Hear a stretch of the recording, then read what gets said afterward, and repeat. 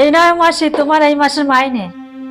দুপুরে আর বাড়ি যাওয়ার দরকার নেই, এখানে এক মুঠো খেয়ে রাতে রান্নাটা সেরে একেবারে বাড়ি যাবে। ঠিক আছে বৌদিমণি, তুমি কোনো চিন্তা করো না। কি গো, তুমি টাকাটা আঁচলে বাঁধছো কেন? ভালো করে দেখে না। তুমি কি বলো না বৌদিমণি, আমি মুখ্য সূক্ষ্ম মানুষ। আমি গ্রামের মানুষ, লেখাপড়াও করি না, স্কুলে ধারে কাছেও যাইনি। আমি তোমাদের বিশ্বাস করি, তোমরা কি আমাকে কম দেবে? টাকাগুলো একবার দাও দেখি, একটা ভুল হয়ে গেছে।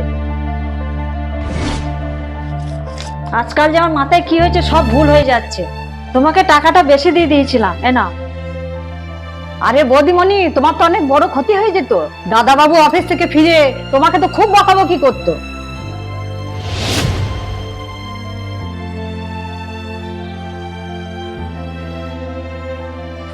অনিতা, এক গ্লাস জল নিয়ে এসো তো। এই নাও দাদাবাবু। আরে মাসি, তুমি এখনো বাড়ি যাওনি? হয়ে গেছে, এবেলা বাড়ি যাব। বৌদিমণির শরীরটা ভালো নয় তো, তাই একটু দেরি হয়ে গেল। তোমার কাছে এতগুলো টাকা, এগুলো তুমি কোথায় পেলে? আজ আমার মাইনে দিয়েছে বৌদিমণি। তোমাকে দেওয়ার জন্য সে সকালে দিয়ে গেছিলাম। টাকাটা সব গুনে দিয়েছে তো? কই দেখি।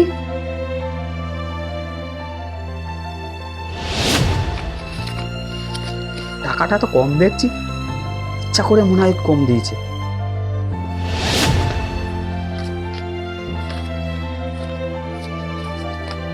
এ না মাসি।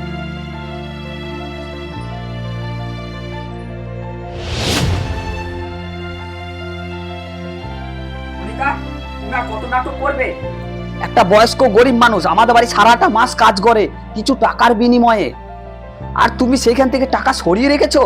এই গরিব মানুষের টাকা মেরে তুমি কেন এত পাপ করছো? তোমার কি কোনো ক্ষমা হবে? আমার ভুল হয়ে গেছে, আর কোনোদিন হবে না। এই কথাটা বলে তুমি যদি ছাড় পেয়ে যাও, তাহলে তোমার গলা একটা চড় মারি, তখন তুমি আমাকে ক্ষমা করতে পারবে তো? একজন সৎ মানুষের মতন মানুষ হতে চাইলে গরিব মানুষের পাশে এসে দাঁড়াও, তা না হলে তোমাকে ভগবান কোনোদিন ক্ষমা করবে না।